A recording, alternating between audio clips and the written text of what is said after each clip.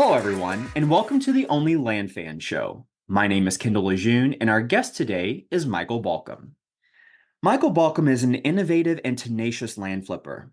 After making a living flipping items at garage sales and mastering the art of poker, Michael found his true calling in the land flipping business.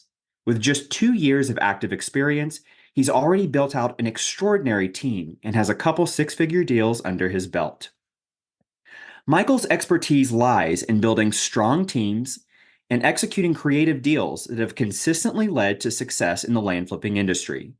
Adept at adapting to new trends and technologies, he's dedicated to constantly learning and growing his skills. Before his journey into land flipping, Michael had an array of experiences, from performing in musicals to being a Disney Dreamers Academy champion, a real estate agent, and an enthusiastic athlete. He also spent time as a gymnast, musician, and a pickleball pro for about 5 years. This diverse background has shaped him into the person he is today, equipped with a strong work ethic and a passion for helping others. Michael, thanks so much for joining us. How are you today? I'm doing great, Kendall. How are you this evening? Doing fantastic. Thanks so much for joining us. Again, you're back by popular demand. We're talking about a very exciting topic. It's one that is close to my heart. I know it's close to your heart. And today is a masterclass on crafting teams and forging success with virtual assistant teams, with VAs. And so, talk to us a little bit about your background in the land business and what types of deals do you specialize in? Yeah, absolutely. So, been in the land business a little over 2 years now, been in real estate for a little over 10. In the land business, I do a lot of different things now, Kendall. I'm very fortunate that I have an amazing team behind me. So, we now primarily do texting for our outreach. We're doing some RVMs, getting back into mailing, and we just buy and sell. We flip, we'll double close, we'll do novations and all kinds of creative things. So we're having fun with it, done a couple of subdivides and looking forward to doing more and being as successful as you one day. Oh gosh, I'm trying to keep up with you, so I don't know who's chasing who here, but it sounds like you've got a fantastic, just wide range of experience in the land industry. And so, when you first started your land business, were you a solopreneur? Did you start with anyone else on your team? How did that look when you first started? All right, this will blow your mind, Kendall. I have been having VAs since I was 19 years old. I'm 30 now. So I'm really used to having VAs around me. I had them when I was a real estate agent, had them when I ran pickleball groups. So at the time I got out of pickleball, transitioning out of that, I happened to have a land deal fall into my lap and made six figures. It was my first deal. And then during that time, a VA who was working for me, we're always looking for creative ways to make more money. And he said, Mike, I actually found this coaching program that teaches people how to flip land. So if it actually wasn't for my VA, I actually would not even be in this niche now. Because that one Wow. deal, I thought it was a one-off. I didn't think, oh, you can actually do this for a living. So yeah, Wow. I owe it to them. A virtual assistant got you into the land game. I love this. I love this. First of all, I hope that VA got a really nice bonus for that deal. That's incredible. Can you talk a little bit about who was your, once you decided, okay, we're going to do this land thing, what types of roles did you put people in and what types of virtual assistants did you have in place on that very first team into your first foray into land? Absolutely. So I, as successful as I am, I'm also probably one of the most lazy, successful people you'll ever meet. I hate doing work. I absolutely do. So any chance I get, and some things I really hate is data. I'm good with data, but I just absolutely hate it. Drives me crazy. I do not want to stare at spreadsheets. So one of the first couple of things I did is hire someone to do my due diligence and all my data collection and prepping my mailers. Right away, that's step number one. They handle all of that. And then another admin person just to handle sifting through the letters when they come back, some more basic DD on it as the other person's creating new lists for us. And then I would just handle the calls. So data Wow. was first thing I would hire out because I'm not good at it. It doesn't make me feel alive. It doesn't make me feel awake. I'm not excited to do it. Yeah, you got to you have to you know what your lane is and then stay in your lane and chase what gives you joy. So I love that. Now, I am also not a data fan, and so I completely resonate with your story in getting someone to help with that. Now, you had someone helping with with data, with doing some due diligence, doing some mailers. So what did that very first iteration of your land business look like? Was it you and one VA, you and two VAs? What did that look like? It was me and one VA for Excellent. the first 90 days into it. Yeah. The person who got me into it, it was him and I, which was really cool because him and I learned the business together.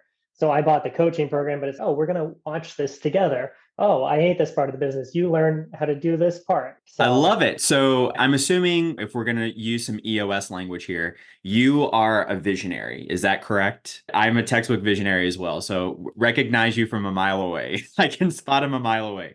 So you actually had an integrator as a VA, right? Which is yes. so important. I love that. I love that. So if you're a one person, a one man show, one woman show, and you're a visionary, this is testament that you can actually get an integrator to run some things for you in your business, and that person be a virtual assistant.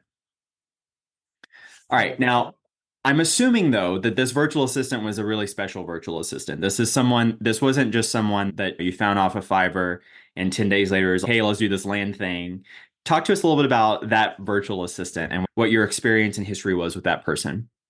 So that person, before we got into the land business, that person, his name was Edmund. Edmund was amazing, absolutely phenomenal human being. Got him from, I found him from Upwork, sourced him from Upwork, got him off of Upwork, worked with me for about 6 months doing some e-commerce stuff. And then he found the land space. So we dove into that. He's a great person. He would shoot me morning emails, letting me know what my day consists of. He is a fitness guru. He's big into Taekwondo, so he would make sure I'm staying healthy. He would send me workouts to do daily if he knew I didn't go to the gym that day. He would really look after my well-being, which was good so I could perform at my best. And then we learned the business together and built it out.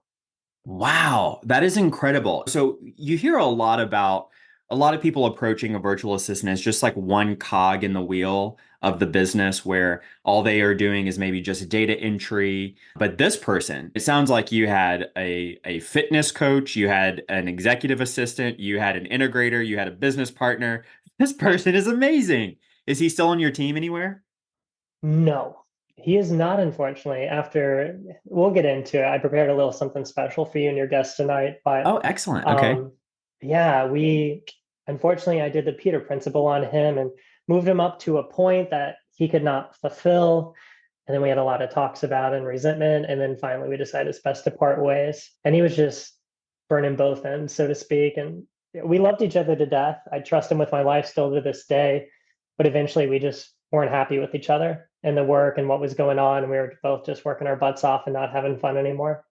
Gotcha. Yeah. And again, it's so important. And I have to applaud your insight and your perspective into, again, keeping that chasing joy kind of philosophy front and center and letting that sort of guide you. So you mentioned that you had a little something prepared for us. Tell us what you have. I, so in lieu of this, because I love my team, I told my team I was doing this presentation tonight, and they made a presentation for me to present because I'm also horrible at making presentations. Yeah, so I got some stuff to run through with you if you all want to see Awesome. it. Yeah, let's do it. Let's do it. Show us what you have. All right. With this being said, too, by all means, feel free to stop me at any time. Ask me all the questions you want to. We can jump all around this. I want to be very candid. I am extremely passionate about this subject. This could easily become like a 6 hour long masterclass. So feel free to just shine the flashlight my way. My time's running out. So Gotcha. This is a very, very important topic, I think, for most land investors out there. I think that one of the things that we love so much about the land industry is that it can be done completely remotely. And that also means that if it is done remotely, then you're going to probably have some type of virtual employee, some type of virtual assistant. And so this is a topic that I think gives everyone value. And so I'm super excited to check this out. Let's dive in and take all the time, give all the value that you need, that you want to, because we're here for careful, Kendall. I'll hold you to that. it. Let's do it. All right, so virtual delegation. So let's start talking about crafting teams and forging success with the VAs. I really love this to death. So first thing you might be asking, I guess we should first start with Leverage is the key to efficiency in business. Virtual assistants provide that leverage. Gary Keller said this. For those of you who don't know who Gary Keller is, if you've ever heard of this small little real estate company called Keller Williams, he is one of the co-founders. Gary Keller is an amazing person, wrote some amazing books. I was a real estate agent for a while, so he wrote The Millionaire Real Estate Agent. He also wrote The Millionaire Real Estate Investor. Great book to read, but he really helped set this in motion for my life. So you might be asking yourself, why hire a VA? Why go out of the country if you can stay in the country? Or why not have somebody that's working at the office with you? A couple of things to point out with that is its cost effectiveness. What a lot of people don't realize is your average doctor in the Philippines actually makes somewhere between $5.50 to $12 an hour. This is a doctor we're talking about. This is someone who you want to save your life. They make on average about $6-7 an hour in the Philippines. Wow. So yeah, it's blew my mind when I heard that. So these are some things to keep in mind. Some people think I'm harsh for the price I pay my team. I pay my team very well. It's just their cost of living is very different. Also, it gives you scalability quickly and flexibility. You can quickly grow and scale, and these people will work around your time frame. You might not be in the position right now to hire someone full-time. You can hire them part-time. You can hire them a couple days a week, things like that. And then really the benefits of it is you can get more things done. You can focus on what's most important to you, and you can access talent from all over the world. I think this is huge to me because I think it's so easy for us to get caught up on piddly task in the land business, really in any business in general. I remember I still fall into this trap. About 4 or 5 months ago, I spent all Saturday creating a Zapier integration, and I was so proud of it at the end. And I'm like, why did I just spend 8 hours on this? I could have paid someone $25 on Fiverr to build this whole thing for me. Yeah, no, I completely get this, and you're so spot on. I came into getting virtual assistants once I first started my first real estate business when I was wholesaling houses. This has been about 13 years ago now, but having a virtual assistant changed my life, and not just the business, but like on the personal side of things too. And so ever since then, anytime I'm in a situation where I'm meeting someone and I want to give them value, or we have to share some type of what's a great life hack, I will say to anyone, whether you own a business or not, get a virtual assistant because they can literally change your life. There are so many things that they can do, from ordering groceries to making sure that your bathroom supplies are stocked by ordering Amazon stuff, managing your calendar. There's so many different things that a virtual assistant can do to help your life. And it's such a great life hack, and it's so affordable. So right there with you, Mike. Yes. No, I couldn't agree more. Could not agree more. I think everyone should have a VA. Everyone. Business, or you have a W-2. Absolutely. Yeah. 100%. And the funny thing is, most people that are not business owners, when I tell them that, they're like, I don't know if I'd have enough stuff to have a virtual assistant do. And I say, okay, just give it a shot. Just hire a virtual assistant part-time for 1 week, and then just start making a list of things that you can give to a virtual assistant. And I'm not kidding you, within the next week or so, they find enough stuff for that virtual assistant to work full time. So there's definitely things out there in your life that you could be outsourcing to a virtual assistant. Yes, absolutely. Yeah, really. You always want to think of too, especially I know you come from the house space. I used to have a small portfolio of single family homes. I always want to be the real estate investor, not the real estate owner who mows his own lawn. There's things we should outsource so we can focus on others. And opportunity cost, I think, is the biggest reason to get a VA for almost all Huge. aspects of your life. Yeah. And can you, for those of us who are listening who may not know what opportunity costs are, can you give a little breakdown as to what is an opportunity cost? Yeah, absolutely. So opportunity cost, you face this every single day in your life. You're actually currently facing this right now. Right now, you're listening to this phenomenal podcast. And the opportunity cost of this is you're getting golden nuggets that you can take back into your land business and any other business that you're in to make it a lot better. However, though, right now you could be cleaning your house and your significant other might be yelling at you an hour after this is over because you were not cleaning your house, or you're being productive and doing both. So everything you do in life has an opportunity cost. You could mow your own lawn when you own a single family rental property, or you could pay someone else to mow the lawn. And while they're mowing the lawn, you could be finding the next property you want to buy. So everything in life has its ups and downs and its different opportunities. So that's what your opportunity cost is. If you're a doctor, you should probably be seeing patients. You shouldn't be typing in patient notes. You should just quickly say it into a little recorder and hand it off to someone else to transcribe it for you. Those are your opportunity cost. Yeah, and that's a huge mindset shift. I remember growing up, I always thought that, oh, people that have maids, those are like rich, fancy people that live in mansions and things like that. And they don't have to do that. They don't have to clean their own house. That's why they have a maid. But honestly, it wasn't until I got into owning business and knowing other business owners where I realized that no, those people are not, while some of them, yes, they're doing it so they don't have to, it is a luxury. Many people that have housekeepers or house managers or anyone provide some type of service in their life, it's not because they don't have to do it. It's so they can actually be freed up to do higher paying activities. And so it's really what is the value of your time, which is a huge mindset shift. It is really a business decision and not so much like a luxury whenever you are hiring people to help you run your life. All right. Love that. Love that. Let's keep going. This is fantastic. Terrific. All right. So you decide you're going to hire a VA. I think the next question you want to ask yourself is, are you trying to hire a strategic thinker or a task-oriented worker? I think this is an important distinction we want to ask ourselves in the business. Some people like to guide their own ship. They want to be in charge of it. They don't want anybody asking questions. They want to figure out how to set everything themselves. Other people want to be around a tribe and the tribe make the decisions together. So when I think about things like this, these are things you want to look for when you're hiring someone. Do you want someone who's a strategic thinker? This is someone who will help you build your business. This was like the first VA I had at Edmund for my business as well. He understood that we were about growth and our goals. They're involved in planning, brainstorming. They're going to bring ideas to the table. Okay. Then you also have just regular task-oriented workers.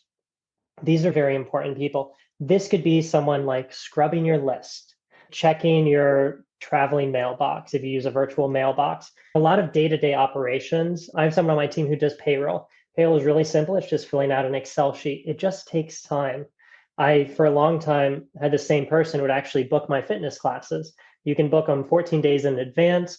If you're not booking it like right after your next class is over, it's going to fill up. You're going to be on a wait list. I never had this issue because it was their responsibility to do this. So those would be more of your task-oriented questions or task-oriented workers. So something you really want to think about is what kind of person do you want to bring onto your team? What kind of tribe do you want to create? Are you the dictator or do you have a board of directors or a little mix of both? One thing I will tell you with this is I have always had an issue with this. I always wanted to hire people that are hyper ambitious people that want to drive, that want the most out of life and all these things. And really, that's not the best way to always look at it. Issues with that is people that are very driven are probably not going to stay with you that long because they're going to move on to bigger and better things, or they'll really want more of an important partnership with you to really build the business up. And also, too, every company needs stability. There's absolutely nothing wrong with that person that wants to go to work, do their job, do the same job day after day, and then go home. And those roles are so important, especially in our land space as well.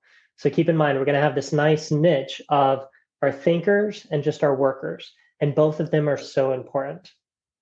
Yeah, that's a really fantastic distinction. And I think that another thing to think about whenever you are considering who to bring on, what type of person do I need, is a couple of things. First of all, what's your management style? Are you someone that is a micromanager and that has to have things done exactly this specific way? That's going to be a certain type of personality that's going to handle that kind of thing, and that's going to work well.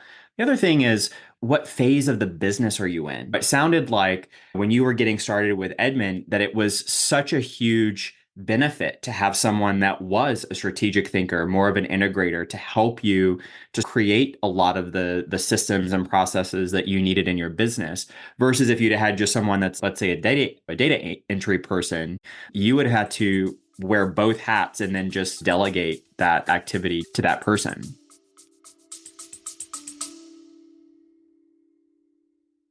Hey, land fans, looking for your tribe of serious land investors? Join thousands of your fellow land lovers in the OnlyLandFans Facebook group. We're talking real deals, expert strategies, and game-changing connections you won't find anywhere else. This isn't just another real estate group. This is the community where land investors come to level up. Join us at OnlyLandFansGroup.com and join the conversation today. That's onlylandfansgroup.com. See you there. Absolutely. I could not agree with you more, Kendall. Hey, I gotta say, Kendall, by the way, total side note here. Yeah. You have an amazing team. I feel like I'm taking the spotlight from you. Like you should be giving this presentation. I should be the student here. Oh my gosh, Renaud, I have to tell you, first of all, my team is probably one of the best teams out there. I am so proud of every single member on my team. They handle my entire business, but all of my businesses, I have three going right now. They help handle my life. They really are fantastic. And I would be nowhere without my team. So this is another reason why I'm super passionate about this, because I know the value of having world-class people and giving them world-class training and world-class support to help them to be even better at what they do. Yeah, we're all about sharing the team love today. Absolutely. Absolutely. So next thing you might be asking yourself once you figure out who do you want to bring on your team is where are you going to source these people from? So you actually have a few different options here. You can go with an agency, a company, or you can find an individual. What I mean by this, and I may 100% have agency and company mixed up, but you all will understand what I'm saying here. When I say an agency, I'm thinking of someone like LearnLand. LearnLand actually offers to get you VAs. The nice thing about LearnLand's VAs is they're trained, they're ready to go. The downside to LearnLand's VAs is they cost a little more. They cost a little more because they're coming ready out of the box. There's no training you need to do. They were already taught on LearnLand's platform, and they're very good, ready to go. So you could go with an agency VA right off the bat. You could also get company VAs. When I say company VAs, companies that just specialize in doing what you're doing, just really outsourcing this to another company like Land Masters or so. The good and bad thing about this is a lot of times your VAs will jump from person to person. So you do want to be a little careful with that. If you don't actually know the company intimately, you don't really know the kind of work you're going to get. And then your VAs will come and go. So your stuff will get jumped around. And then lastly, you can get an individual. I personally love to get individuals myself. They are going to be your cheapest. You're going to have the most flexibility with them. But with that too comes the hardest work because you have to do your homework. Not a horrible idea to just get a recruiter to get you an individual if you want to, if you can afford that, or you have to know how to do it yourself. And I will show you all how to do it yourself tonight. Love it. Very good. Next thing you want to think about is how do you want to pay these people? This is very important. Some VAs react very well with pay. It really depends on what's going on. So you have three different ways you can pay your VAs. You can do a commission's great for salespeople. Motivate them in sales. If you close this deal, if you get this under contract, things like that, you'll get X number of dollars. You can also do hourly is going to be your most common way to pay people. Most people need hourly pay. A lot of people are not good at sitting in the entrepreneur spot because our pay fluctuates so much, especially in the land business. You can have a 6-figure month, and then the next month you don't make diddly squat. And then you can have a 7-figure month and things like that. So do keep those things in mind. A lot of people who you bring on will probably just want hourly pay. They need to be guaranteed something. And then you can also pay per task. Depending on the task that you're looking for, let's say you wanted somebody to scrub every single property individually one by one, that's something you could pay per task. I'll give you $1 for every 100 properties you scrub or something like that. So you have a couple of different ways to pay people. This is going to depend on what your goals are, your business model, things like that. I actually use all three of these. At the end of this, I'll actually talk to you about exactly how I pay my team. Love that. And let me ask you, Mike, do you work with virtual assistants from multiple different countries, or are most of your assistants from one country? Yeah, that's a really good question. My VAs are in the Philippines and Pakistan Got right it. now. So Yeah. the reason why I ask that is because I've had experience with experimenting with different virtual assistants from different countries, and compensation model. Something that I've found in my own business is that when you're talking about compensation, different cultures respond to different things as well. So there are some cultures that are much more highly motivated by making bonuses and making extra commission, and other cultures are not. They are just more about, I want to get the hourly. And even when you provide hourly plus maybe like a bonus structure. So, for example, in my business, everyone gets a base hourly, but we also have bonuses. We have commissions for certain roles, but then we also have bonuses that are company-wide bonuses when we hit our quarterly goals or our yearly goals. And it's just so interesting to see some people, and it's a personality thing for sure, but I've also found that it is a cultural thing where some people are just like not super motivated about working to get an additional bonus. They're just like, yeah, I'm good with my hourly thing. And not that they're not motivated, it's just that they're more motivated maybe by doing just a really great job day in and day out versus being money motivated. So I think that's a really interesting observation for sure. Yes. No, absolutely. Absolutely. All right. With all this being said, let's get ready to hire someone. Let's do it. So you might be wondering, all right, Mike, you said companies, agencies, hiring someone ourselves. Where can we actually go to hire someone? A couple different platforms I like to use. First platform is onlinejobs.ph. This is going to be just for Filipino workers. This is a great site. You can find phenomenal talent here. A lot of my a lot of my staff has come from this site now. I think it's a great place to go. Caveat, only VAs. Next place to go is upwork.com. Upwork is amazing. You're going to have access to the whole globe, which is great. Upwork's minimum $3 per hour per task. Nice thing about Upwork is it's built in, so it'll actually do screen monitoring. So it'll take screenshots of the person, and then it holds the money in escrow as well. Downside to Upwork, because it's offering all these additional services, it costs more money. Upwork is actually going to double dip and take some money from you. On the front end, you'll have to pay more than your $3 an hour per your person, as well as on the back end, we'll be taking a little bit from your actual VA at the end of it. And then the last option is Hire My Mom. HireMyMom.com is actually just for US workers, and it's actually for exactly what it sounds like, moms. It's actually to hire moms who have extra time, things like that around the house, and are looking for a job to help fit in that's usually part-time. A lot of times when we think of VAs, we always think of out of the country. But a VA does not have to be out of the country. VA just means virtual assistant. It's really just someone working remote. If you can afford it, I know a lot of people have had massive success with HireMyMom.com as well. Excellent. Yeah, really good.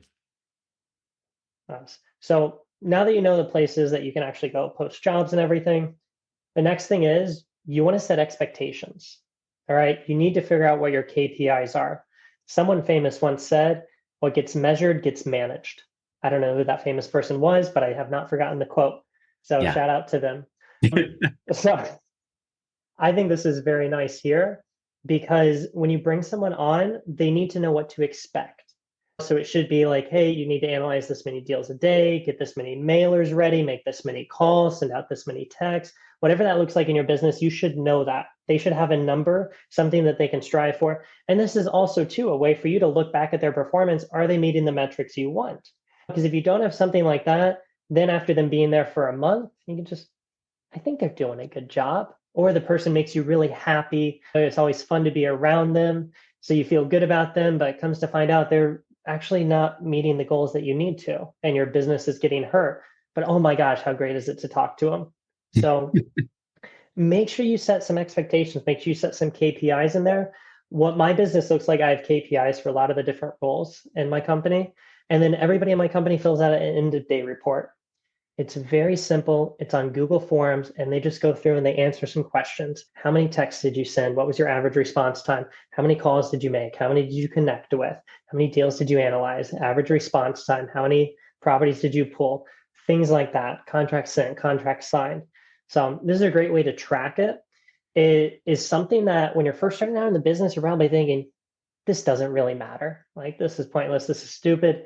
6 months from now, you are going to wish you had those numbers. It is so nice to look back and be like, oh, okay, for every 5,000 letters I send out, I get a deal. For every 200 people I talk to on the phone, I get a signed contract. You want to be able to look at those in the future. So start now. Oh my gosh, yeah. So I just want to hop on really quick and say that KPIs, any of my clients that are watching this, they know that they hear this probably once every day, right? Like KPIs, and this could be a whole different topic. We'll schedule another masterclass about KPIs at some point, but this is, in my opinion, what makes the difference between just being a deal shop and just doing random deals to actually running a business and having consistent deals and making sure that you are being intentional about your activities. Because if you don't have KPIs, like you don't know what's happening in your business. You just really don't. I remember I had scaled up to multiple six figures before I really dialed in my KPIs. And when I went back and retroactively started figuring out what my numbers were, it felt, we talk about opportunity costs, it felt like I had missed millions of dollars because I wasn't tracking this stuff. And this is what's going to show you like which levers to pull in your business, right? So huge. And again, if your team is not living and breathing by the KPIs, we really don't know how we're doing. 100%. So Couldn't have good. said it better myself. So, going on from here, now that you have your expectations met, what's a day in the life of this person's job? This is something I highly recommend that you do. I want you to do this person's job for a day, for 4 hours, something like that, and write down exactly what they do. Make sure you include the tools you want them to use. You might be surprised at how many of these tools, because you are going to end up actually posting this day in the life. We'll talk about that in a second, but you'll be amazed at how many of these tools a lot of people actually know. The land business might be brand new to you. You might be 6 months into it or only a year into it. There's VAs that have been doing the role you want filled for the last 10 years. There's so many times that you'll hire someone that knows more than you. There's someone that knows map better than you do. There's someone that knows Canva. This is built on Canva. I've never made a Canva in my life. And now all my presentations are on Canva because I have an amazing team that can build stuff out. I don't know how to use this. I just know how to click the next button, luckily. And I even trained on that too. So do keep that in your mind. Write these out, write out the tools, write out exactly what their day will look like. This will really surprise you. My team gets together every morning at 11 a.m. Eastern time, and we just have a how's everybody doing day and then a quick catch up on everything. This is like 5 to 15 minutes. I cannot tell you, before I used to do this, people are like, oh, I have to hop on a Zoom call every day. It's expected my camera's on. You actually want to see me? I didn't know that was part of this job. I can't do this. It's okay. Let's write these things down. Let's let them know what to expect. Yeah, that's so good. And the other thing that I love about this is that I'm a big believer in until you do it yourself, you won't really know what's good, right? You don't know what good looks like. And I borrow that from Alicia Jarrett. We just had a conversation about this. You have to know what good looks like in order to be able to manage that successfully. And so if you don't know yourself how to do certain tasks, or if you haven't done something, then you have no clue if the virtual assistant is actually doing it, if they're doing a good job at it, a bad job at it, if it could be better. So this day in the life, I think it's brilliant. I love this. Thank you. Thank you. Yeah. Thank you. So we're going to take this and we're going to post this day in the life after you write it all out. And then you have ChatGPT edit it a little bit. You're actually going to post this on Upwork, Online Jobs, Hire My Mom, wherever you're going to. One little golden nugget with this, post it more than once, post it a different time of day, things like that will really help your response rate on that. And you really want to cast as wide of a net as you can here. With that being said, a bajillion people are going to apply. So the next trick to that is I am a great assistant, and this is why. This is something I sneak into every single job description I write. I say, when you apply, please put in the subject line, I am a great assistant, and then tell me why I should hire you over someone else. This will get rid of 60% of the people applying because so many are mass applying and not actually reading the job. I love this, and this has saved me so much time. If you take nothing from today, just do this. This will save you so much time recruiting. Please, this is so important. It's so stupid, and it's just so important.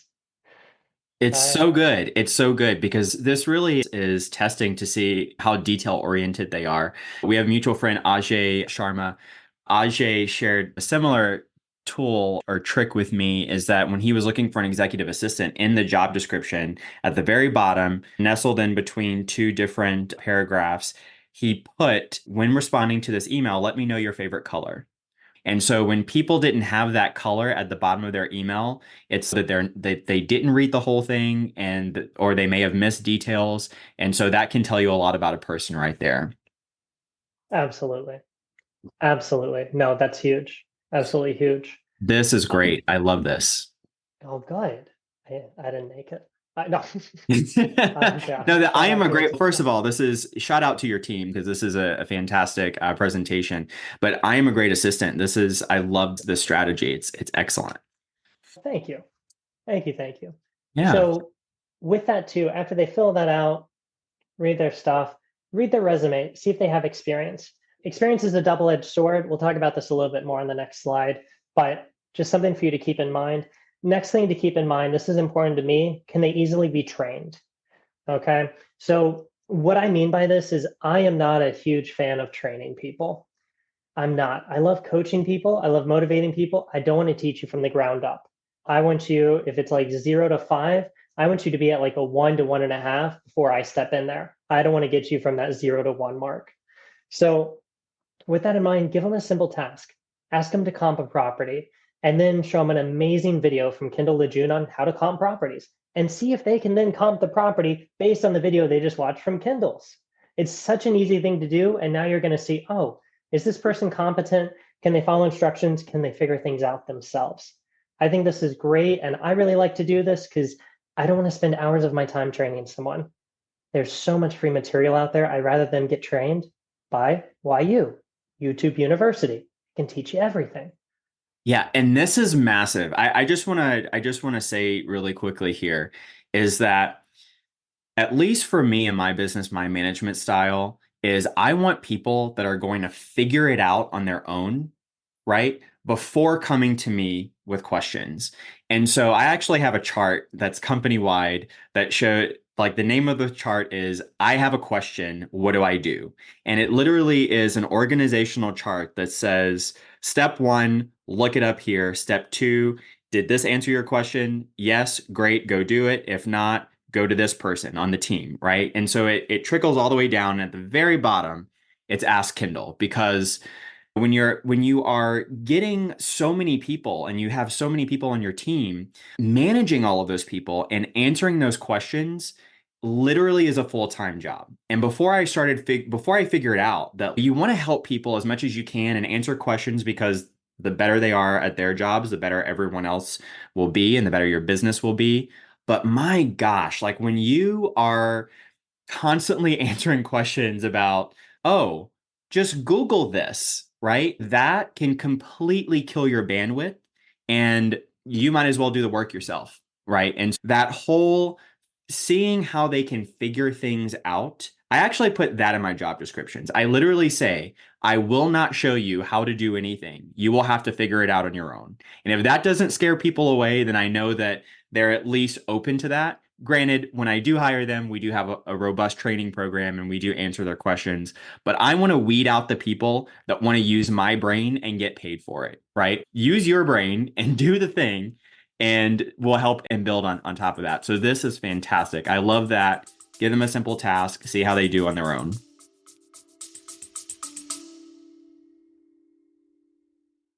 Listen up, land fans. This is huge. We're bringing you the one and only Pace Morby, star of A&E's Triple Digit Flip and the mastermind behind $450 million in real estate deals. He's coming to our virtual meetup on Thursday, December 5th to share how he's applying his creative financing genius to land deals. Head to olfmeetup.com to save your spot today. That's olfmeetup.com. This is the kind of opportunity that changes everything. Yes. Once you do that, once you have whittled this down, we're going to go to the harder task. Real task. Yes, kind of. This is my go-to task. What Kendall said, I could not believe more. I want competency on my team. That's like the number one thing I hire for over anything else is competency.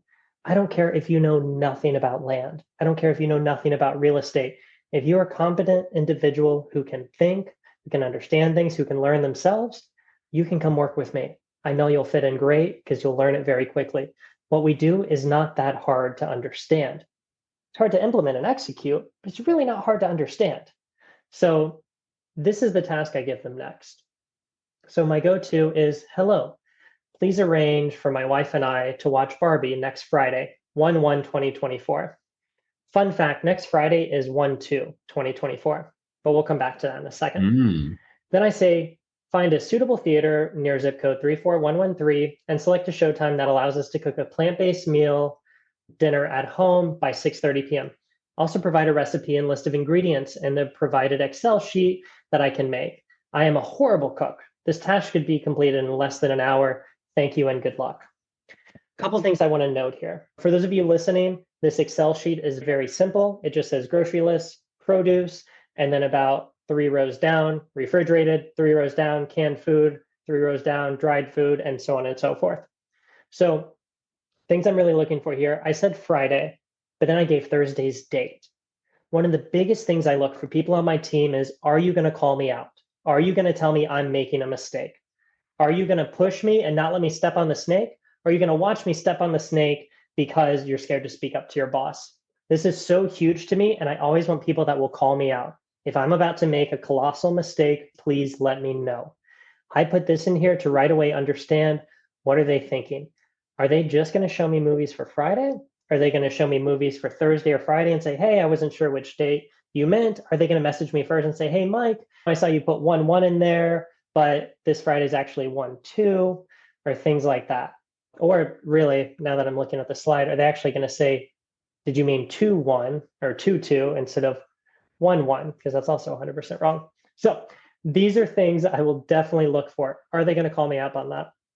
Next thing, how deep are they going to go in their research? I gave a zip code here. The zip code, there's a theater about 4 minutes away. That's horrible. Horrible reviews. It's really not a great place to go. There's one that's 6 minutes away in the other direction that's a really nice theater.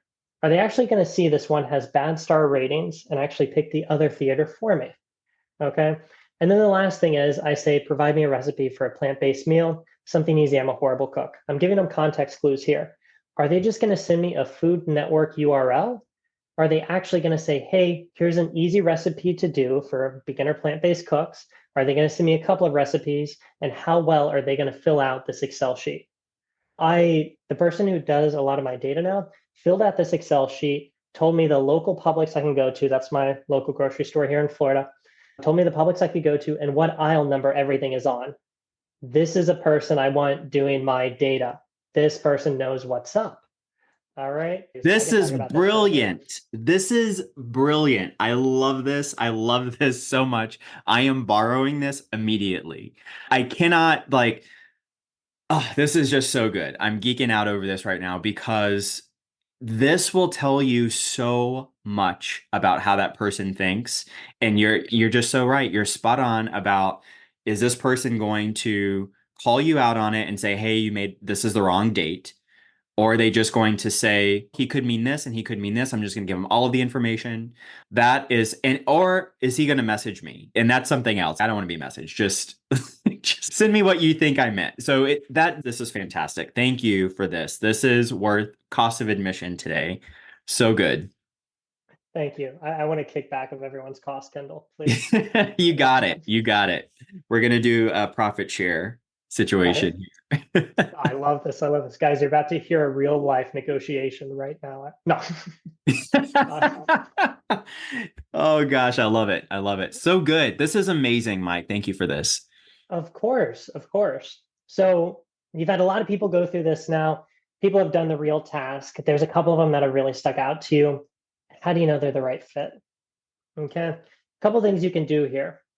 One is, do their skills and experience match really what you're looking for? Now, this does not have to be identical. Some people that you will hire for this might not come from the land space.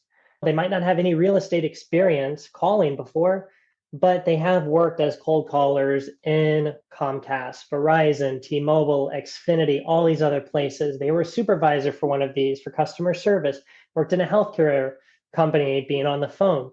Okay, that's good. Maybe they've never done due diligence for land per se, but they're actually a civil engineer in their country. Wow, that's amazing.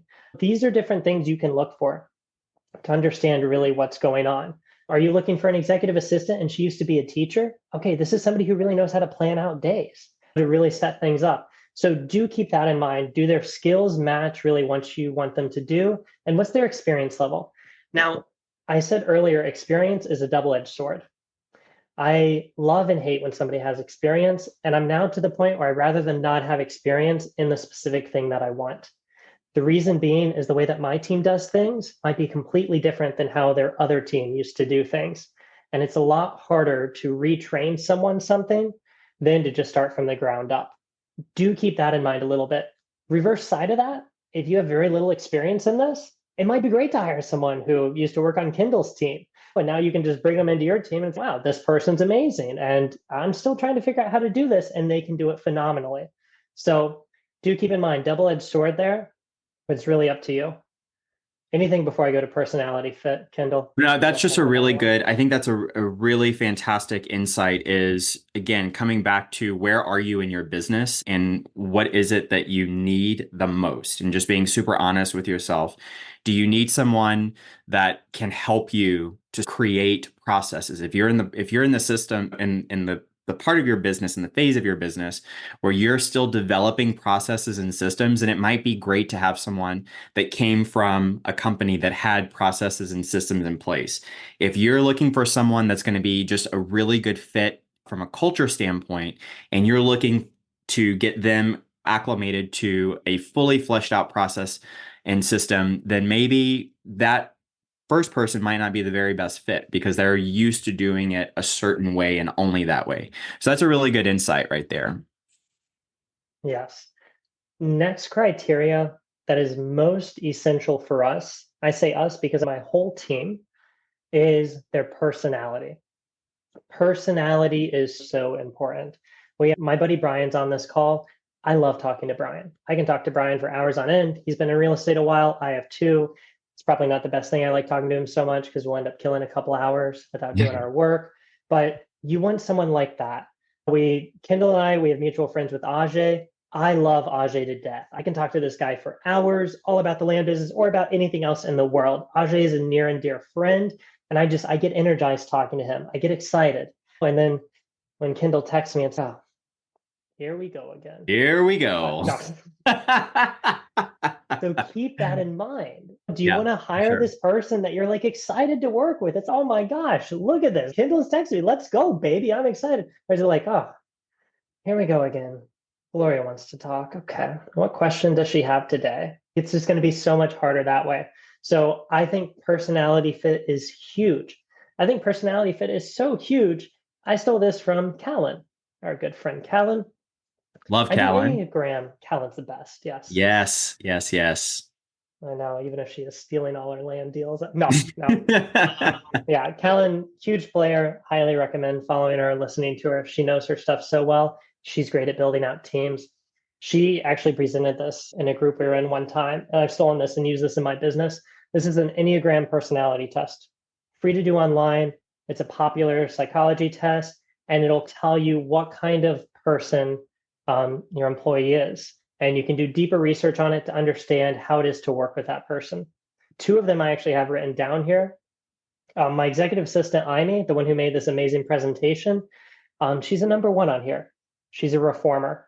So the description of that would be principled, purposeful, self-controlled, and perfectionist. Her key motivations are wanting to be right, to improve everything, to be consistent with their values, to justify themselves and go beyond criticism. As an employee, they may have high standards and can be critical. Value, integrity, and hard work. Look for guidance and feedback to ensure they're on the right path. And then how to take care of them, give them space to work independently, provide clear expectations, offer feedback, and recognize their effort. And remind them that they need to have work-life balance, okay? Encourage breaks and relaxation to avoid burnout. How great is it to hire someone on your team and know exactly how to treat them right off the bat? How great is it to know, okay, we're in a team meeting, Kendall's really stepped up. I want to call Kendall out and be like, Kendall, this presentation you did was amazing. Where Ajay, I won't want to call him out because he doesn't like being in the limelight. Like these are things you want to look at, and it can just make you that much more of an effective leader. It will also let you know, will this mesh well with your team? Does their personality fit into the role that they're going into? My acquisitions outreach manager, she used to just be my texter. She's an achiever. After I read this, I was like blown away. As an employee, they're goal oriented, maybe competitive, can become workaholics, desire for recognition and success, and you should recognize their accomplishments and provide opportunities for growth. That's great. Before she just texted, I realized this. I'm like, I need to do so much more. I put her in the seat, like, hey, build out her whole acquisitions process. She's like, we're going to start doing RVMs. I'm like, oh, okay, what's an RVM? She's like, a ringless voicemail. I'm like, okay, let's do it. And she learned how to build that out. She learned how to build out the flow we are now using. Put people in these seats and they will blow you away. But you need to see if they have the personality for that seat. So good. So good. I use the Enneagram test as well with applicants, that anyone that applies to a position in my company, I have them do an Enneagram test. What's your Enneagram number, by the way, Mike? I am a number 8, You're a an 8. challenger. Challenger. Yes. Ooh, very good. Very good. I'm a 7. I'm the enthusiast. Awesome. I love this. I love this. Yeah, I've talked with Callan many times about the Enneagram numbers and everything, and it just works. It's cool. You might look at this and be like, oh, this is a little woo-woo, but it works. That's all I can say. It works. This is great stuff. Yes, I will say I've gone to the point in this where everyone's Enneagram numbers is public on our team's page. So Wow. everybody can see how everyone else should react. So this way, everyone knows how to treat each other. They say treat each other the way you want to be treated. I don't think that's true. I think you should treat others the way they want to be treated. And this will let you know that. Interesting. That's good. Very good stuff. Love it. Thanks, man. All right. So next, hire slow, fire fast. Okay. Yes. It's Yes. time. You've I Ah, love it, Kendall. I know you've been in the seat that I've been in, what we're going to talk about here. So look at their uh, work, bite the bullet, and hire them. Maybe even hire 2 of them. Have them do the same work. Compare it in the next 2 weeks, pick the winner, make it a race. Okay. Keep in mind that so many people you bring on are going to overpromise and underdeliver. It's okay. It's just the way it is. All right. It's okay to move on from there. With that being said, a little golden nugget for everyone: record everything you do with them. Everything. Anything you teach them, record it. Any questions they have when you hop on a Zoom call together or you make a Loom video or whatever, save it, record it. Because inevitably, your team is going to leave. Your people are going to move on to bigger and better things, or you're going to move on to bigger and better things they can't keep up, or anything else. It's so great if you can just hand them all those recordings now. This stuff that you're doing, if right now you're listening to this and you're thinking, Mike, I'm not to the point in my life where I need a VA, I can't afford a VA, this, that, and the other, totally fine. Whatever you do for your business right now, record it yourself. What's better than, hey, this is me picking an area, making a mailer, everything else. You record it, then you can hand it off to them. Now, one thing I want to say with this: hire slow, fire fast. Most people shine right away. Okay. Most people, if they're amazing, they're going to be amazing in the first 2 weeks. If they're not, very rarely do they break out of their shell. Now, I know, I'm sure you feel the same way too, Kendall. We love people. We want to make people better. I'm a motivator. Kendall's a motivator. We want the best out of people. It probably drives some people around us crazy, but even people on my team, I know they can do better and I believe in them. And I'm like, they're going to get there. I know they're going to get there and everything. Wrong attitude. This is your business, okay? You're not a ginormous company. You're not Amazon with a bajillion people working for you. All right. You're a small business where every person who works for you is so crucial and important. Stop hoping they get better. Bite the bullet and let them go and get somebody else. All right. This is a challenge, but it's so important. We talked about Edmund a lot in the beginning of this call. I love Edmund to death. He Peter principled out in my business. We'll talk about that a little bit more later. It took me 4 months to let go of Edmund. The day that I did was one of the biggest reliefs for him and I both. He loved me so much, and I loved him to death. We trust each other so much. Even though he wanted to quit, he never would. because he cares about me, respects my business. I had to eventually let him go, and it was thank you. This is what I wanted. This is what I needed. Okay. We believe these people can get better. We work with someone and it's okay. We hopped on a Zoom for an hour and a half. They're going to get better. And they don't. And they don't. And they don't. Stop believing they can't get better. You're probably right. They probably can, but you don't have time to waste. You have an empire to build. You have a business to build. Build it. If you're enjoying this episode of the OnlyLandFans Podcast, please let us know by subscribing and leaving a review. Now let's get back to the action. We'll have you on for part 2, maybe, where we'll just talk about people and KPIs. Let's do it. Oh, good. All right, couple of mind. You're going to hire a VA. Time differences. If you're hiring in the Philippines, for example, the Philippines is exactly 12-hour time difference. Right now for Kendall, I know it's 7 p.m. Central Time. In the Philippines, it's 7 a.m. their time. I don't know what time zone that is, but it's 7 a.m. their time. So do keep this in mind. There are time differences with them. With that being said, at least Philippines especially, most people there are used to working American time zones because a lot of the country does that. So it's not that big of a deal, but just do keep that in mind a little bit. Another thing is celebrations. Depending on where they are in the world, they might have different celebrations. They have different cultures, different things that they do. So you do want to keep this in mind. I made it really clear with my team. I said, look, it's very simple. You can take off American holidays, or you can take off your country's holidays. I don't really care which one. I just need to know which one you want to do. And they all decided to take off their country's holidays, which makes a lot of sense. They want to celebrate with everyone else in their country, which is great. When everybody's off on Labor Day in America, guess who's calling you up on the phone? Hey, you want to sell your land to us? Okay. Now, granted, too, we of course give them off Christmas, Thanksgiving. We're not going to be too bad, but do keep this in mind. They are going to have different celebrations, different cultures. So another thing too, Peter Principle. I've talked about this, but for those of you who don't know what Peter Principle is, it's when employees, they tend to get promoted based on their competency in their current role rather than their abilities for the relevant intended role. So as a result, we promote employees until they reach a level that they're incompetent at. This is exactly what happened to Edmund. I know we circle back to him. I haven't talked to him in a year. I'll have to send him this podcast. Edmund was with me almost 2 years. Edmund was amazing. He knew the whole business inside and out. It was incredible. And then we hired more people. And then we hired more people.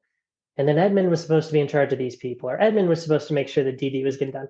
And now these things were falling apart. And then you come to find out Edmund is an amazing employee if you're micromanaging him. Edmund's an amazing employee when you spend the 3 to 4 hours a day on the phone with him.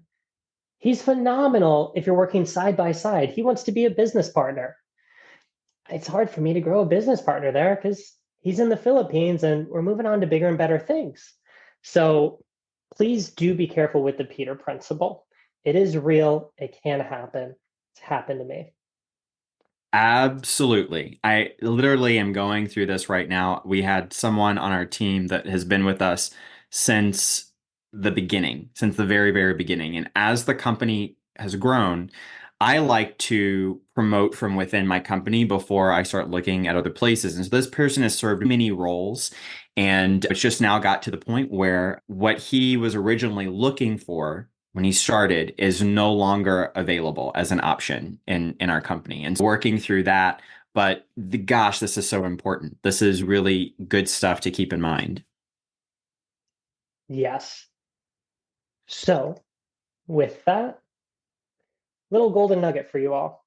Kendall was talking about this. I love that Kendall has if you have a question, this is what to do. Kendall has a flowchart question. What I have in my business is if you have a question, first of all, go to ChatGPT. That's what I actually tell my team to do. Don't bother me with a question. Go bother technology with a question. Yes. If you still don't know the answer, then we use the 1-3-1 method for my team. 1-3-1 is from Dan Myers, Buy Back Your Time, great book. What that means is number one is what is the question? Okay, so come to me with your question. 3 is come to me with 3 potential solutions. And your ending 1 is tell me the solution you think is best. So that is a great way to build your business. If you can't think of three solutions, again, go to ChatGPT to think of three solutions. This has really helped out my company so much. We've had times before where we think a property will sell for 50,000. My team knows we want to buy it for like half of market value at 25, and then the person won't budge off of 30,000. So, okay, problem is they want 30,000. We're not getting 50% of market value. What are three possible solutions? Solution one, take it. $20,000 spread, still nice. Solution two, see if we can structure some kind of creative deal with them or maybe do a terms deal. Solution three, walk away from it. Now, what do you think the best solution out of those are? And they tell me. This is amazing because this does what we call upward delegation. They start taking care of themselves. I cannot tell you how many times on my team, when I first implemented this, they hated it naturally. But now when somebody comes to me with a question, my immediate response is, what's your 131? So many times they now tell me, oh, I figured it out, Mike. Don't worry about it. Great. Don't take up my time. I hired you not to take up my time. So this is so important and crucial. I think every business should really do this. And it teaches people to think. I love this so much. I can't even tell you how much I love this because so we have something similar. You are not allowed to come to me with a question unless you have a potential solution. So if you're just asking a question, that's not going to cut it. I need you to say, hey, this is the issue that I'm having. This is what I think we can do. This is the solution. Even if you have no clue, come up with something. That way I can then give you feedback on your thought process behind it. And so you're right, it's teaching them how to think, but I am going to expand. I don't want just one solution. I want three, and then I want you to pick the best one. That is gold. So good. Because otherwise you really will be inundated with people that the minute they hit a snag and a roadblock or they reach the end of their knowledge, they're just going to contact you and say, hey, what do I do? And if you give them the answer, you're training them to come to you as the source. And now you're doing their work and they're just they're just typing in the answer, right? So you want people that are going to be solution based and figuring out the solutions to these problems. And this is golden nugget is the word for this. This is amazing. This will change your business, people. 100%. 100%. So good. So good. All right. So we've been talking about all these amazing things with VAs. I got to tell y'all, it's not rainbows and butterflies. There are downsides to VAs. And I think it's only right if I tell you about that. And I also don't own a VA agency service, so it's not like I'm really pitching you on this. But downsides to VAs, internet issues. Okay. A lot of these places, the reason you're getting them at such a low rate is often because it's not a first world country. They're not as developed as us in the States, so they might have internet issues. They might have weather issues. The weather that's going on here is very different than weather going on there. So do keep that in mind. Also, too, this has never happened to me. I think this has not happened to me so much because of company culture that I create, but I have heard of this happening to other people, is their VA just goes ghost. They just don't show up to work, never respond to an email, never respond to a text, never respond to anything. They just disappear. So that can happen, okay? And obviously, you can't just really drive to their house and say, hey, Kendall, are you okay? Are you sick? Is something going on? You just lose them forever, not really knowing what happened. Another thing is they didn't grow up with English, okay? When you tell a VA, oh, you got this call, break a leg. They, why do you want to hurt me, Mike? They don't know what this means. You knocked it out of the park. You're like, oh, I don't play baseball, Mike. But it's just like all these things, you want to keep that in mind. A common one in the Philippines, for any of you, if you ever call Comcast, Xfinity, or anything else, and you get transferred to someone, they have this slightly native language that's going on. They're probably Filipino. Notice when they say bye, almost every Filipino says bye for now. They don't just say bye. Nobody here in the States says bye for now. But so many people in the Philippines, bye for now. So yes. in mind. This is huge. This is huge. And I do want to share this with you is that especially if you're working with a virtual assistant that is going to be outward facing, and doing calls for you and working with you. It's really important that you speak with them in the hiring process, that you're really comfortable with what their English sounds like, that they're competent at speaking that, and be mindful as well with who are you going to assign to reach out to certain types of sellers? And what I mean by that is if you're working in a market where the majority are older people, they're not going to be super comfortable with being able to break down a strong dialect, or if they can't hear it or understand it, they're just going to be confused, and a confused mind always says no. So that's something that's super important. But also, what you're talking about with these little sort of nuances in the language, and this is something that I've had to train every single virtual assistant that I've had from the Philippines that's outward facing, is that when they talk about land specifically, they will say, "Are you interested in selling your lands?" Like LANDS, right? So they don't say lots, they say lands. And while that might sound really super small, if you are a land business, there is no bigger red flag that you can wave around than calling something lands. So, are you interested in selling your lands? Do you have lands for sale? That immediately sends up so many red flags for people. So, understanding what are the common things that they're going to be talking about and making sure that they understand exactly. It may be super small. It may sound super small, look super small on paper, but it is huge whenever you are the expert in something that they use the correct terminology, right? Absolutely. And the last thing I would say on this too is they respect you too much. This is very common in the Philippines. I know this might sound weird. The first VA I ever had, I'm 19 years old. He's in the Philippines, and he would call me Sir Mike. Yes, Sir Mike. Right away, Sir Mike.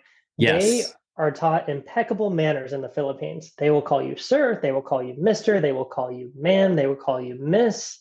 Oh, it drives me crazy. Dude, just call me Mike, please. I'm like, you're calling me Sir Mike. You have a wife, 4 kids, you're in like your mid 40s. Like, I'm supported. Like, this just feels so weird. So keep that in mind. They'll respect you too much, but also, too, some of them might respect you to a fault in a way of they might notice something wrong with a property, but they're scared to say it to you. There was my buddy Andy Roos, actually a land investor as well, sent me an interesting article recently, and it actually broke down how much every single ethnicity follows hierarchy. How much do they listen to Ooh. hierarchy?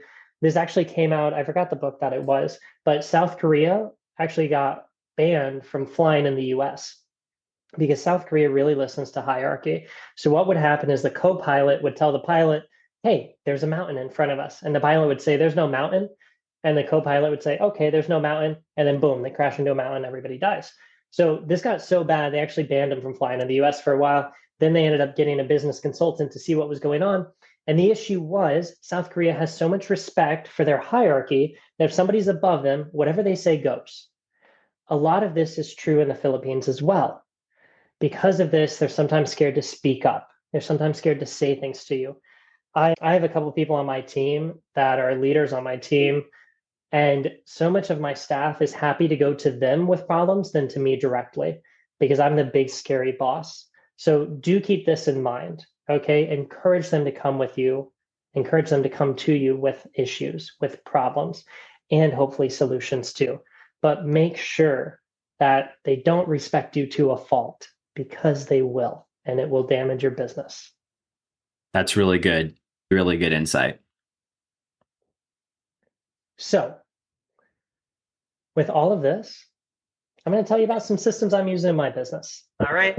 You hired somebody. This is great. Now what? This is what?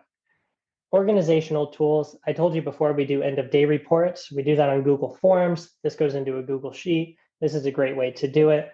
We use Gmail. We use Google Workspace. And of course, we use Zoom. Like how we're on Zoom right now, I am with Kindle. What I love too is the second I hopped into this call, Kindle immediately pressed the record button.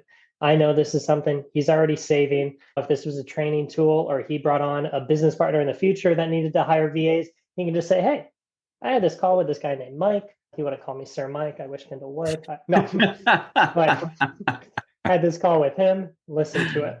Okay. So we use this. We absolutely love this. Yeah, and Zoom is fantastic. I know that probably everyone is used to using Zoom at this point, but there's literally a feature that you can check a box where it will automatically record every recording that you have, so you don't have to, because I am terrible at remembering to record stuff. I've had full meetings where I'm like, "Oh my gosh, this is great stuff," and then I realize I didn't hit the record button. So now we have all of our Zoom recording meetings to be set to record. That way we have everything. And the great thing is you can turn those into transcripts. Those are now training tools. Those are different materials that you can use in your company. So highly recommend that. Yes. Next tool, I'm going to show you. A couple different companies do this, but the company I use, it's called privacy.com. Privacy.com is actually for making virtual credit cards. You can link it to your bank, and then what it'll do is you can create cards. The nice thing about this, a lot of people ask me, Mike, I'm scared to hire a VA.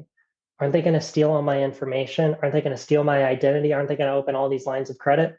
I hear it all the time. We're going to go over a couple of things to keep you safe in that regard. One of them is privacy.com. I love it. It's free. You can pay for a pro account, which is like $10 a month, gives you 1% cash back.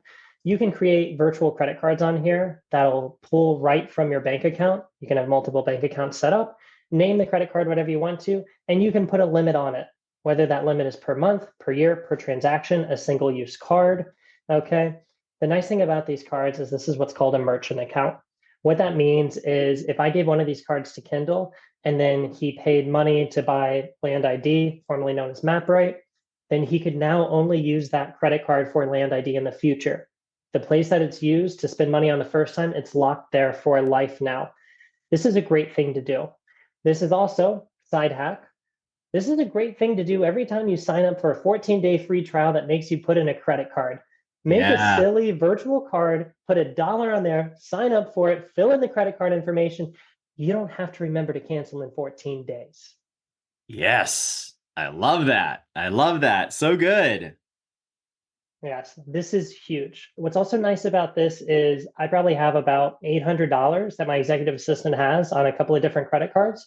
If I'm away, if anything's going on, if the sky is falling, if the business really needs something right now and the majority of the team agree with it, she has the authority to just buy it. Don't come to me. Run stuff yourself. So I absolutely Excellent. love privacy.com. So good. You might be thinking, how do I pay them? If you're using Upwork, don't worry about it. Upwork will pay them. If you're not using Upwork, though, you will have to pay them somehow. I use Remitly. Remitly is how I pay everyone. You might be thinking, well, Mike, what if they don't have a Remitly account? That's totally fine. Remitly is set up to source to almost every country you can imagine. So whether I'm paying people in Pakistan or the Philippines, I use Remitly. Whether they're in Africa, whether they're in Asia, doesn't really matter. I use Remitly. The way Remitly is set up is it will pull right from my bank account, or I can use a credit card, and then it will pay the person the way they want to get paid. For example, in the Philippines, most people in the Philippines like to get paid with what's called Gcash. Gcash is the equivalent of Venmo or PayPal for us here in the States. Okay. Remitly will pay them through Gcash, or they'll pay them through Maya. Both of this are like mobile money. They can also put it right into their bank account, no matter what bank they use. Same thing in Pakistan as well. Same thing in almost every country. So I really like to use Remitly for that reason. A couple of other options you have, wise.com. I know a lot of people that use that. Payoneer.com. I know people that use that. And then PayPal. PayPal's bottom of the list because PayPal fees are just through the roof now, but you can still use PayPal too. That's great. Other things too, own Gmail. I cannot stress this enough. If you message anyone on my team, it will be their name at mycompaniesname.com. Everybody has their own personal Gmail. Okay. It's part of Workspace and everything. This is nice. You notice when Kindle sends you a message, it's Kindle at OnlyLandFans. The nice thing about this is if I worked for Kindle, then I would probably own Mike at OnlyLandFans. If I went rogue or Kindle had to let go of me or anything else, all he has to do is delete Mike at OnlyLandFans, and I don't have access to anything anymore. This is huge. A lot of people like to give access to their VAs with their VA's own personal Gmail account, or sometimes worse, they'll just give them access to their Gmail account to log in on these different platforms. The thing about that is you have all this account security you need to worry about. a lot of platforms, you can actually go on to them, and Gmail is one of them. If you forgot your password on Gmail, it'll say, what was the last password you had? You might be thinking, oh, I can actually fire this person, just change the password. Well, that person now can just go back in there and be like, I forgot my password. Oh, but it was changed yesterday. This is what it used to be. Now they're hacking into an account. Do this to protect yourself. You can also use password protections like LastPass, um, Zoho Vault. That's what I use personally. There's like a bajillion of them out there. But please try to protect yourself. And I think one of the easiest way to is give everyone their own personal email account. Absolutely. No, this is great. And you said you mentioned, which one do you use? I use Zoho Vault. Zoho Vault. Cool. Yes. Other things too, communication. We talk through Gmail, Discord, and WhatsApp. WhatsApp is actually the number one way for communication for the rest of the world. Okay, it's a nice way to catch somebody if they're not at their computer or anything else. Besides that, we use Discord for pretty much everything we do. I love Discord. It's a lot like Slack. You can create different channels and things like that. We have channels for issues. We have a family page. We have funny things going on. We have a leadership page and stuff like that. And then, of course, Gmail, just because everybody in America emails back and forth. So if you're talking to realtors, title companies, anything else, we, of course, source that through email. Some other things, too, we have going on. We use Clockify. Clockify is how we track their hours. Clockify is free. You can pay for a higher expensive service, of course, but I use the free version. Also, Screenshot Monitor we use. You can have 2 free Screenshot Monitor employees per account that you have. The nice thing about this is Screenshot Monitor every 15 minutes is just going to capture a picture of their screen.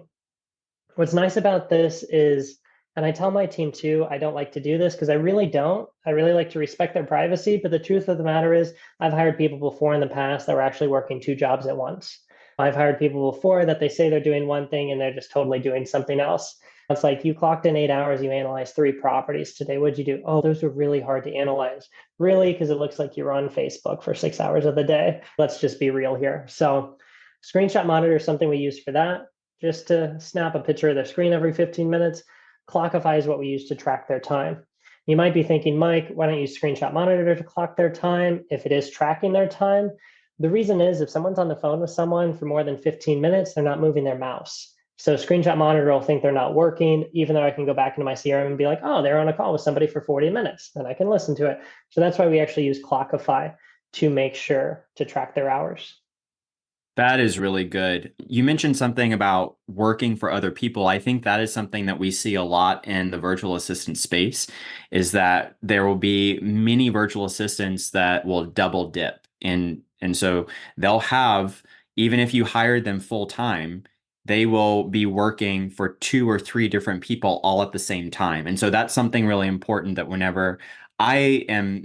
I'm interviewing people for positions and things like that, I want to make sure that I am the only person that you're working for. There are other people that will allow that, and that's great. But personally, for me, I like to make sure that I have that full person's attention. That way, if I want to give them more tasks, or if I want to give them more hours or a higher position, I know that they'll be able to take it on. Absolutely. I cannot agree with you more on that. A couple of things about my company's culture, core values, and team care. First of all, we have an accountability chart. I think this is huge. This is actually our internal accountability chart. So the nice thing about this is now everybody knows who to report to if they have a question. Kindle has a if question, then this flow chart. I have an accountability chart. This is who's in charge of what, who's head of what department, who are the leaders on my team, who are the people below them, how does everything work and operate, and what's their role. So I think this is a really nice thing to do. It's broken up into sales and marketing, operations, and finance. If you're wondering where I got that from, Kindle actually alluded to it earlier, stole it directly from Traction. Traction by Gino Wickman. I think it's one of the best books anyone can read to become a better entrepreneur and understand systems and processes. I do run my business on Traction. Okay, it embraces the EOS model. That's the entrepreneurial operating system. What's so nice about Traction is it really helps you get a vision. You should already know what your vision is, but it'll really help you put it down on paper. So that way, everyone on your team understands the vision. That way, everyone's 100% on board and headed in the same direction. So important. It'll also help you understand whether you have the right people in the right seats. I love Traction to death. I cannot talk about it enough. And I think everyone should read it if you want to really have a good business. Even if you're at the point right now where you're like, Mike, I'm a solopreneur. I don't have anyone else who works for me or with me or anything. Still read Traction. It will really help you set up a great foundation for when you have that 7-figure company. Yeah, I completely agree. I run all of my businesses on Traction. They even have meeting templates, ways to run meetings, and they have a whole series of books. And so there is one book, I forget the name of it, but it's a very entry level to the EOS system. And I think it might even be called What the Heck is EOS or something like that. Do you have it? Do you have it over Of there? course.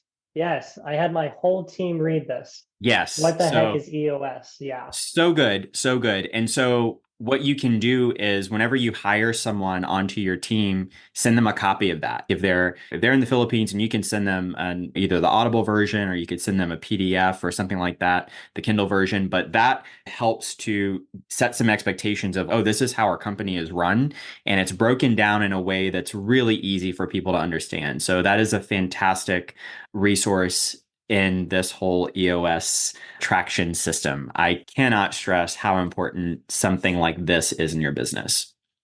Yes. And this is so important for any business. This is not like real estate specific. If you're in business, you should read Traction. You heard Kendall say it. He runs all 3 of his businesses off of Traction. It is so helpful for anything that you're in. Absolutely. All that stuff about KPIs, key performance indicators, all of that, that's all from the EOS traction model. Yes, it's powerful. So with that too, other things I do on my team is I celebrate my team. I celebrate their achievements and their growth. I think this is huge. So I love to celebrate milestones. Everyone on my team knows this. My EA puts it on my calendar for everything going on, whether it's work anniversaries, birthdays, and year-end achievements. So what I love about this is, again, it just creates a great culture. You should be rewarded. If you worked for me for a year, you should get a cake. You should get a card. You should get some flowers. If it's your birthday, I want you to know I care it's your birthday. When you hop on Zoom, we're all going to sing happy birthday to you, but I'm going to send you an extra $50 or $100, maybe buy you a video game you want, things like that. On the right side of the screen right now, and for those of you listening, I'll fill you in, you see a beautiful bouquet of flowers and a cake and a nice little card. All of this was actually delivered to my team. We see another one going on here. We have another bouquet of flowers, some nice chocolates, okay, a nice little card there. And the last one as well, very similar, same thing, okay? This is what I send to my team. Now, if you're thinking, Mike, how in the world do you send flowers and cakes and things like that to your team when they're in another country? I will tell you, you got to have more than one employee. I could not do this if I did not have other employees, because I have no idea where they get this from. Because I have tried to order flowers and cakes before for employees, and I'm running around in circles. You'd be amazed at how hard it is to do that in Pakistan when you live here in the US, or in the Philippines when you live here in the US. And other people's addresses are just wild. But if you have more than one person on your team and they also live in that same country, put them in charge of it. It is so easy. It's as easy as you just going to pick up some McDonald's. So keep that in mind. This is huge. They love to show this off to their friends. I have a lot of them take pictures of this and post it on their social media. They're like, look what my boss sent me. I love working for this company and everything else. So I think this is really a great way to help with retention and show them that you care about them. And hopefully you do care about them, because I really care about my team. Another thing too is bonuses. So I talked before about this on commission. It sounds like Kendall and I are very similar in how we structure this, but I do quarterly bonuses and a year-end bonus as well. And this is a way to say, great job. Now, my quarterly bonuses, if you're wondering how I structure them, what I used to do for my team is I would actually give everyone on my team an extra $50 or $100 when we sold a property, or as well as when we got one under contract. The issue with that is, before you knew it, everything was a great buy. They bring a property to me and they say, oh, you can buy this. You can buy this for 40,000. It'll sell for 100,000. And I'm looking at the comps and I'm like, okay, one property sold for 100,000 in 2007, Everything else around here is sold for 20,000. What makes you think this is a good purchase? But of course, my team, they want the extra $50 to $100 bonus for getting something signed. So eventually, I got rid of that model because we did not have alignment with that. So what I do now for my team is very simple. They share 5% of net profit at the end of every quarter. For them, this is huge. 5% of net profit for them is as much or more than their salary at times. Okay. I really want my team where it's look, you can pay the bills, you can keep a roof over your head with your hourly pay. But if you want to build a future, if you want to build a legacy for your kids, this quarterly bonus is going to do it. What would your life look like if you made an extra $20,000 this year? I have them all write that down. We make a vision board. Everybody on the team sees it. Everybody on the team understands what everybody else would do with their year-end bonus and their quarterly bonuses all added up, how it would really change their lives. And I think this is so powerful because A, it aligns them with me. We're all on the same page. We're going in the same direction. The better you can negotiate someone down on price, the better spread we can get on a deal, the more money we all make. B, it lets everybody on their team understand exactly what they're going to do with the money. There's days where I might not feel like coming to work, but I know, hey, I need to come to work today because if we're able to achieve this goal, Kendall, he wants to buy his parents a house. That's huge. Okay. I love doing it because it starts to connect them emotionally to the people around them. And see, the reverse of that too is Kendall can also come to me and be like, Mike, you got to get it together. I want to buy some new musical instruments, man. Like, you got to step it up so we can achieve that bonus. By doing this, I did not need to micromanage anymore. My team started managing each other. My texter is now reaching out to my acquisitions manager saying, hey, did you call this person yet? This is a really hot lead. You need to call them.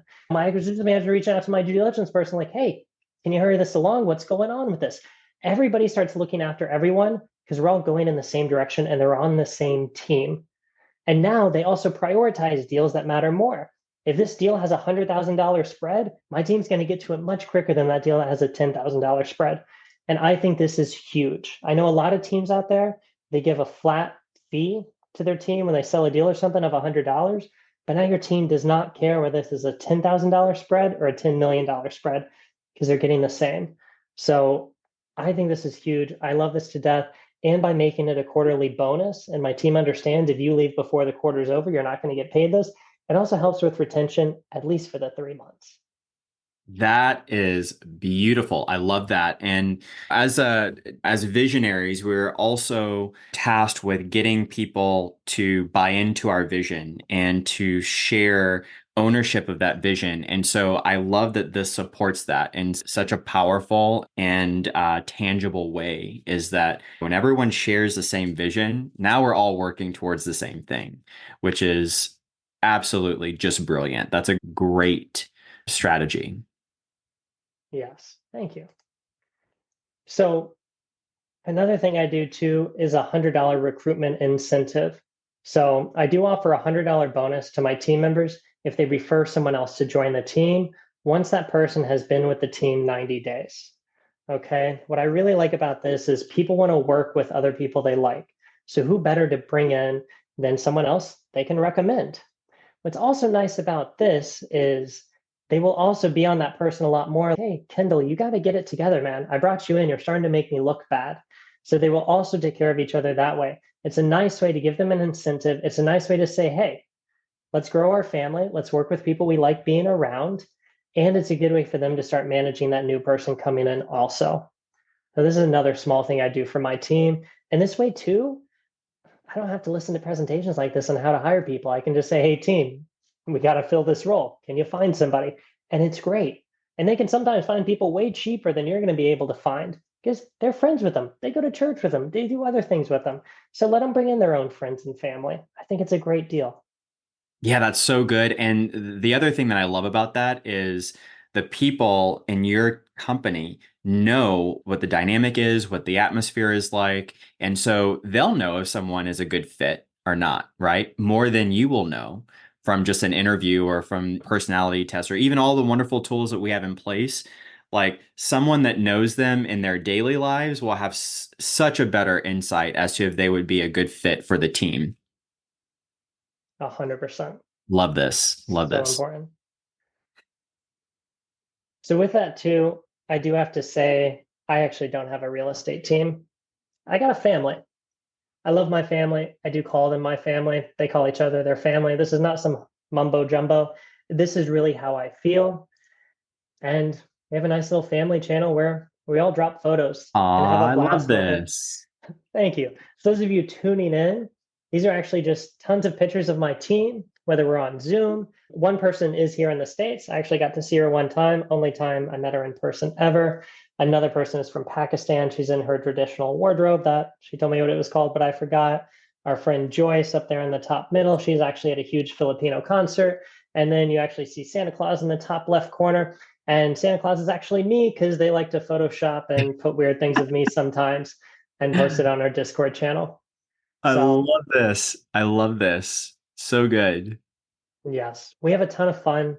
I think it's important. We share everything. All of this is in our local Discord, Slack, whatever you would like to call it. So, with that, too, last thing I will say is I do have a free mentorship program. This is nothing like Kindle's paid program because Kindle's a real coach. I'm just a guy who has some crazy ideas. But with that being said, when I say free mentorship, it's almost free.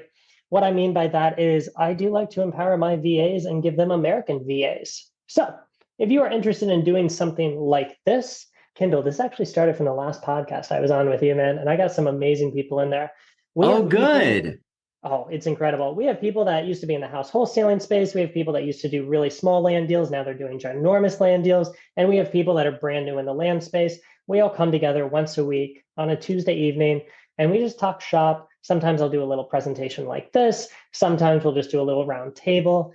It's not really to get me one-on-one. Any other times, I'm not going to give you any videos to watch later on your own. It's not going to teach you how to do the whole business. Definitely take a real class. Definitely hit up Kindle for that. But if you do want some free mentorship and you don't mind my executive assistant reaching out to you and saying, hey, Brian, can you figure out what this property is worth and call some realtors? Then feel free to email me at meet, MEET, at landbh.com, or you can text me at 813-773-5631. And with that, anybody got any questions? Love this. Oh my gosh, there's so many great things here. And one of the things I love so much that you mentioned is that they are family and treat your virtual assistants as people. Alicia Jarrett, we had a conversation and she is a big proponent of don't call them VAs. If you have certain roles in your company, call them by that role, right? So they're not just a VA. It's not just a term that you're throwing around. They are our acquisition specialists. They are our lead manager. Give them titles because that helps people as well to have some pride and also feel like they're part of a larger team, which is what I think most people really love. I also love the photos. My gosh, that's so cool. One of the things that I found is that for the longest time, when I had a virtual assistant team, because of the nature of virtual assistants and because it could be so remote, we rarely, we would have quarterly meetings, but then that was it. Everything was done on Slack because you can run a business that way. You send me this, I'll send you this. But it wasn't until we started daily meetings with cameras on where I could see your face and you can see my face and we realized we're all people and we're all connecting. And that's when we saw things really skyrocket in our business. And I cannot stress that enough. I love that. The family photo thing, I am definitely starting that today. We're going to have a family channel, but so many fantastic things. Mike, this has been an absolute joy. I've gotten so many valuable nuggets that I can't wait to incorporate into my business. I hope everyone else got value. Thank you for being here on the call, everyone, and for supporting us and hanging out with us this Thursday. Hope everyone enjoyed it. Have a great one. We'll talk to you in the next one. Until then, be safe, take care, and catch you next time. Bye-bye.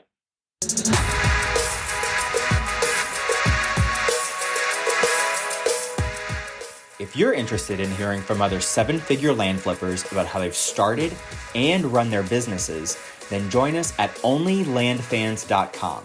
Looking forward to seeing you there.